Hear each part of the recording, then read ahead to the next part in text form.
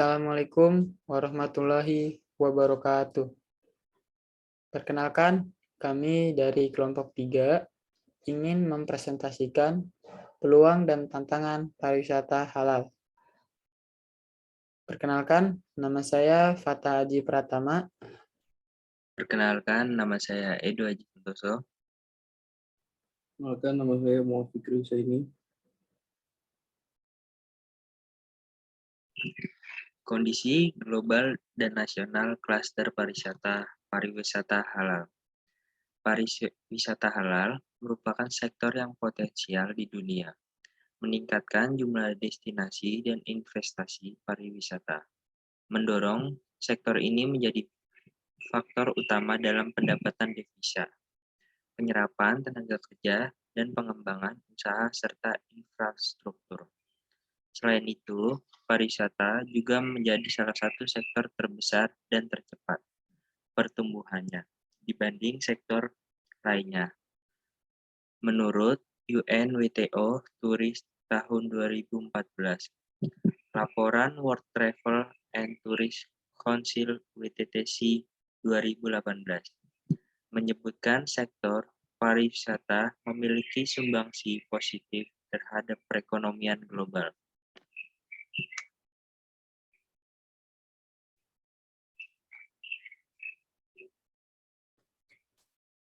Terlihat seperti gambar di samping bahwa pariwisata secara global turut berkontribusi terhadap variabel makro seperti GDP, pertumbuhan ekonomi, dan mengurangi pengangguran.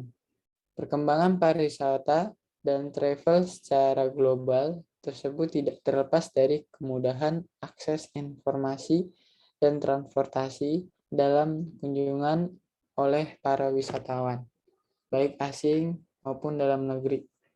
Seperti gambar di samping, dampak pariwisata terhadap ekonomi global. Pertama, sektor travel dan turis menyumbangkan 10,40% terhadap DGP global. Yang kedua, menyerap 313 juta pekerjaan atau 9,9% dari total lapangan kerja. Yang ketiga, mendorong pertumbuhan ekonomi global sebesar 4,60%. Pertumbuhan ini melampaui sektor lain selama 7 tahun berturut-turut.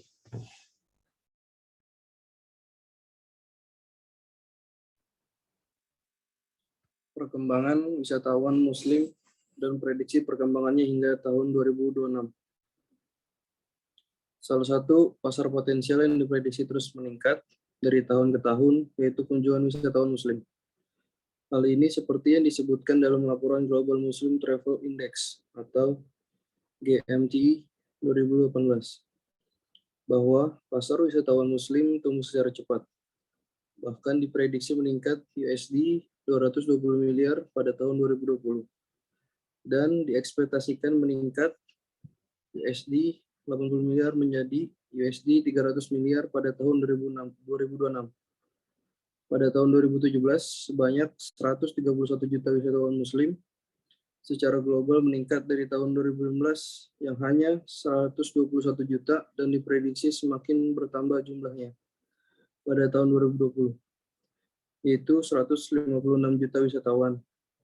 Jumlah ini mempresentasikan 10% total segmentasi sektor travel secara keseluruhan. Pengeluaran tersebut paling banyak didominasi oleh wisatawan Muslim yang berasal dari Timur Tengah, khususnya Arab Saudi, Uni Emirat Arab, dan Qatar. Peningkatan wisatawan Muslim global terdistribusi di negara yang mayoritas berpenduduk Muslim maupun tidak. Pada tahun 2000, sekitar 25 miliar visitor, dan pada tahun 2010, sekitar 98 miliar visitor. Dan 2017, sekitar 131 miliar visitor.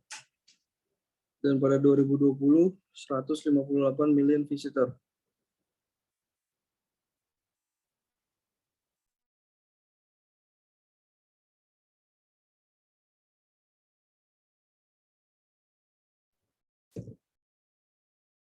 Penelitian GMTI 2018 mempublikasikan 10 negara yang paling banyak dikunjungi wisatawan Muslim. Negara tersebut digolongkan ke dalam negara OIC dan bukan OIC. OIC merupakan singkatan dari Organisasi Kerjasama Islam, Organization of Islam Cooperation, yang dahulu bernama Organisasi Konferensi Islam. OKI adalah organisasi internasional yang terdiri dari 57 negara anggota yang tersebar di seluruh dunia. Terdapat 7 faktor yang menyebabkan pesatnya pertumbuhan sektor pariwisata halal global, yaitu pertumbuhan populasi Muslim, pertumbuhan pendapatan kelas menengah, middle income, disposable income Muslim, populasi generasi Muslim, milenial, meningkatkan akses terhadap informasi travel, meningkatkan penyediaan jasa travel yang mengakomodir kebutuhan ibadah Muslim atau Muslim friendly, travel Ramadan, dan usaha travel.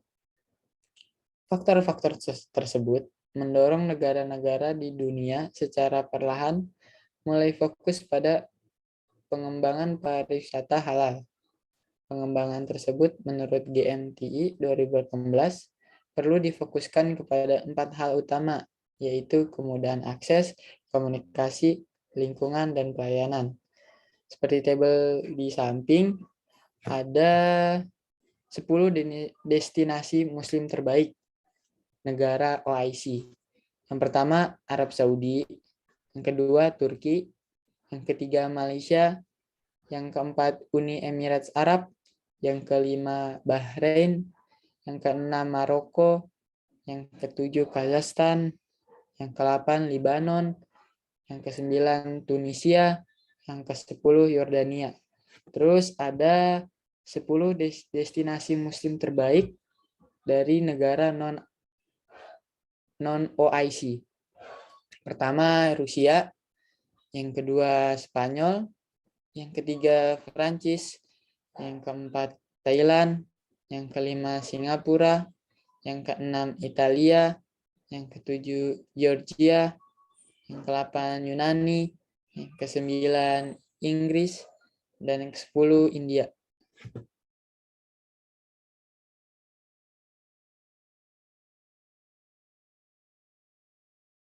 Kondisi existing klaster pariwisata halal di Indonesia.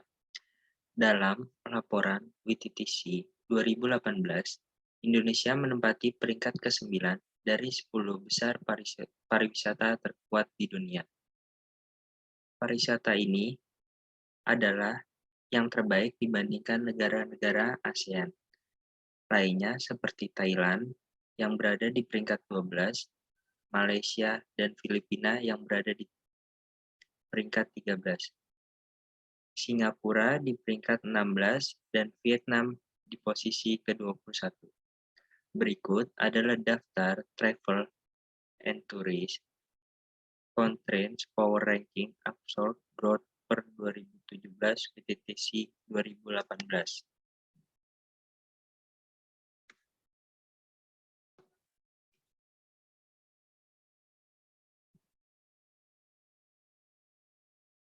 Indonesia merupakan salah satu negara yang memiliki kekuatan sektor pariwisata, namun dari data Kementerian Pariwisata menyatakan bahwa pada tahun 2017 devisa dari sektor pariwisata mencapai 200 triliun.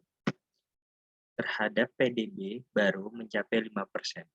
Salah satunya upaya Kementerian Pariwisata untuk meningkatkan jumlah wisatawan domestik asing, yaitu melalui program 10 destinasi wisata unggulan Indonesia tahun 2018. Berdasarkan tabel di atas ini, Indonesia merupakan salah satu negara yang memiliki kekuatan sektor terbesar.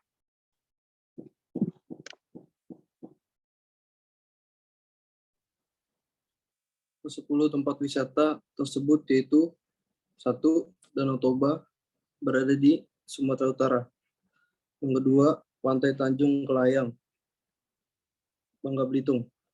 3. Pantai Tanjung Lesung, berada di Banten. Dan keempat, Kepulauan Seribu berada di DKI Jakarta. Yang kelima, Taman Wisata Candi Borobudur yang berada di Jawa Tengah. Yang keenam, Taman Nasional Bromo Tengger yang berada di Jawa Timur. Yang ketujuh, Kawasan Ekonomi Khusus Mandalika yang berada di Lombok, Nusa Tenggara Barat. Yang kedelapan, Labuan Bajo, Nusa Tenggara Timur. Yang kesembilan, Pulau Morotai, Halmahera, Maluku Utara. Yang ke-10, Taman Nasional Wakatobi, Sulawesi Tenggara.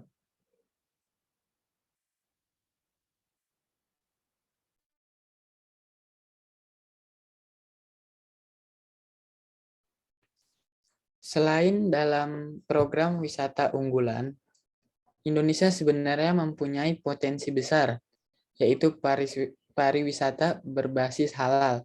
Minimal ada 2 faktor pendukung pariwisata halal, yaitu internal dan eksternal. Yang faktor internal yaitu keberagaman sumber daya alam dan jumlah sumber daya manusia yang banyak. Berdasarkan sensus penduduk 2010, jumlah penduduk Indonesia mencapai angka 237.641.326 jiwa BPS 2010. Apabila diklasifikasikan, Islam merupakan agama dengan pemeluk terbesar, yaitu berjumlah 207.176.162 jiwa atau 87% dari total populasi. Secara geografis, Indonesia merupakan negara kepulauan terbesar di dunia dengan lebih dari 17.508 pulau dari Kementerian Perdagangan 2018. Wilayah pesisir itu sudah pasti memiliki potensi wisata yang menjadi daya tarik. Kekayaan budaya juga merupakan potensi besar untuk mengembangkan industri pariwisata halal.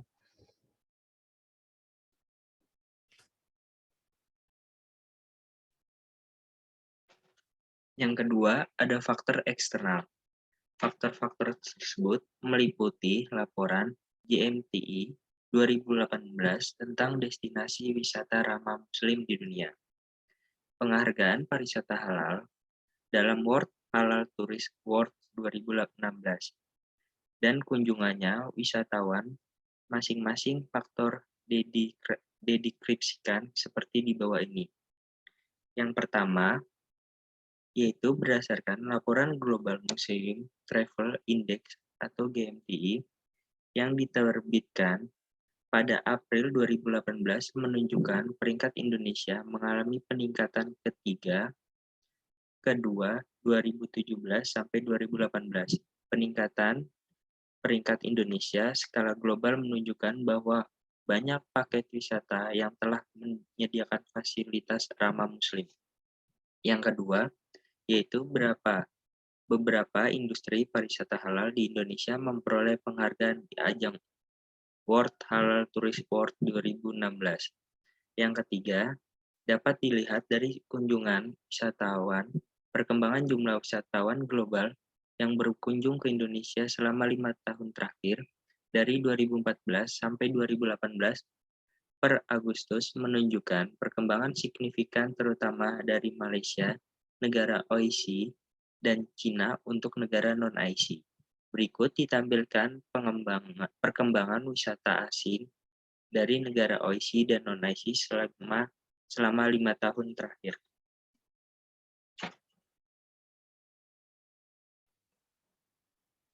Peluang dan tantangan pengembangan klaster pariwisata halal. Untuk mengevaluasi peluang dan tantangan dari industri pariwisata halal secara komprehensif, pertama-tama harus mengenali dan mempelajari komponen dari value chain industri pariwisata halal. Kemudian, analisis strategis dikembangkan berdasarkan kelebihan, kekurangan, peluang, dan ancaman, atau SWOT. Dari setiap entry points rantai nilai, tahapan selanjutnya adalah memetakan strategi quick wins dan rekomendasi strategi jangka menengah dan panjang.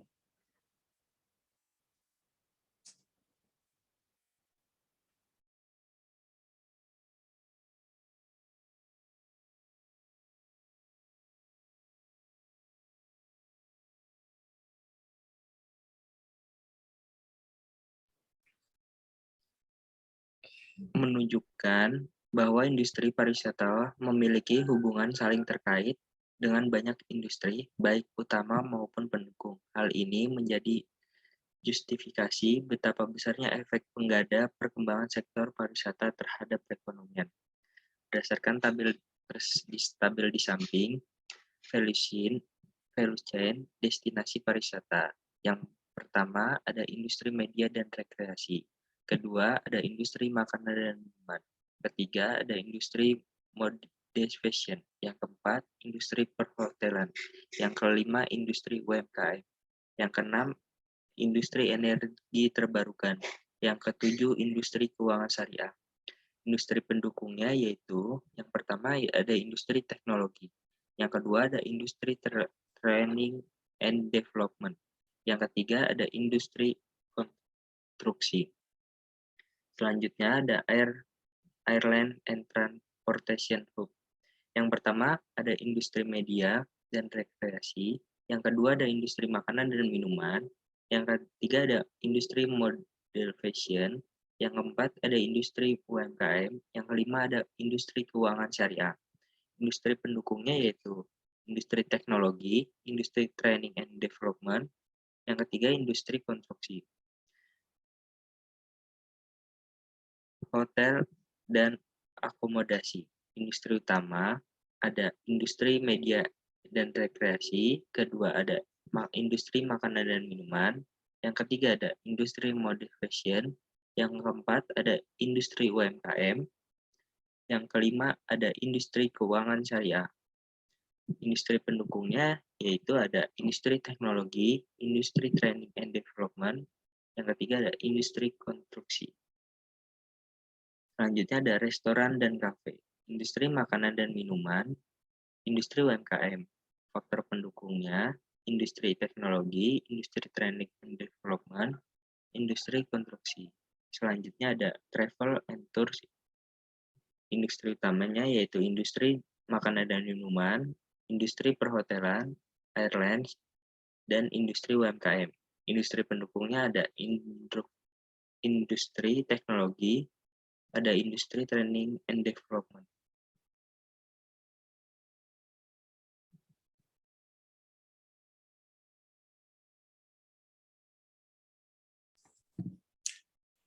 Beberapa aspek yang diuraikan terdiri dari permintaan dan pasar, teknologi dan informasi, regulasi, pembiayaan, serta riset dan pengembangan peluang dan tantangan pada aspek-aspek tersebut.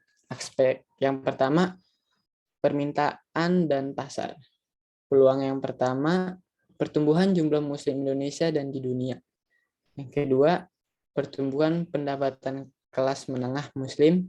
Yang ketiga, berkembangnya penggiat pariwisata halal. Yang keempat, peningkatan kesadaran masyarakat dalam menerapkan gaya hidup halal.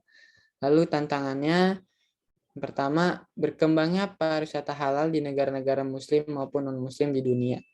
Yang kedua, branding pariwisata halal skala internasional masih lemah. Yang ketiga, kualitas sarana prasarana pariwisata halal di negara-negara pesaing relatif lebih baik.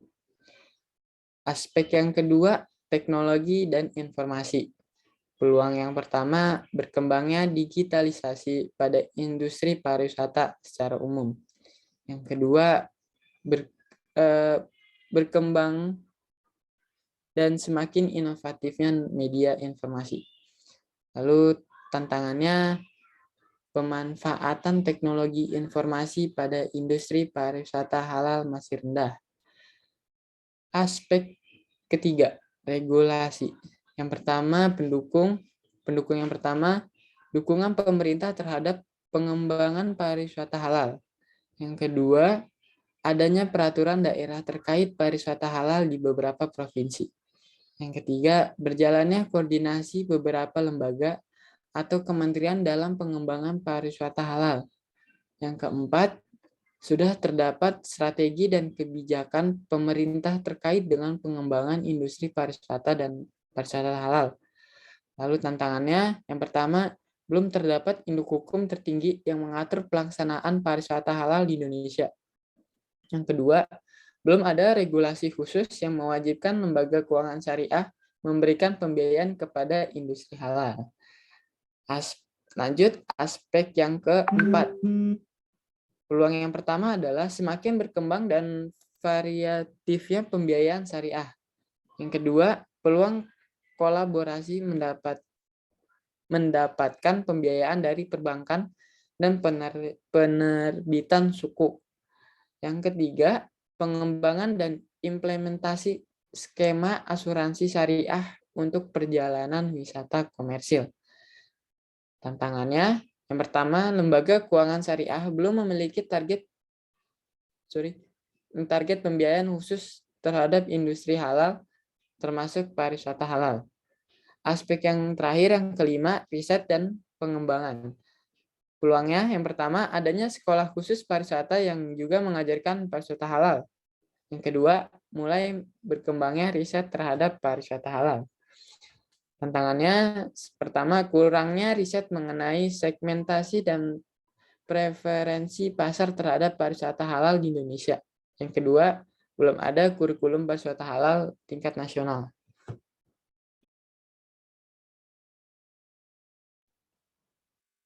Mengasih SWOT berdasarkan entry point dalam rantai nilai industri pariwisata halal.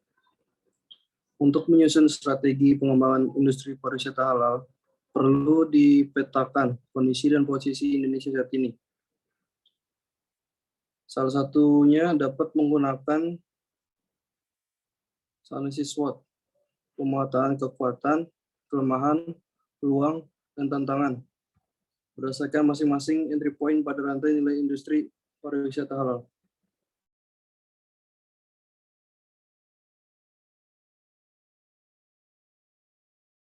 Quick wins cluster pariwisata halal. Yang pertama ada menyusun paket-paket wisata halal terintegrasi di masing-masing daerah unggulan, yaitu setiap daerah unggulan masing-masing menarik para wisatawan, diantaranya dari aspek kekayaan alam budaya. Yang kedua, melakukan branding pariwisata halal melalui media sosial dan eksibisi. Salah satunya yaitu dengan melakukan fashion muslim dengan harga yang murah. Yang ketiga, merumuskan dan mengesahkan undang-undang tentang pariwisata halal, yaitu kegiatan Business Matching Forum, penggelaran bertaraf internasional juga dapat menjadi sarana yang efektif dalam mempromosikan produk fashion muslim Indonesia ke pasar internasional.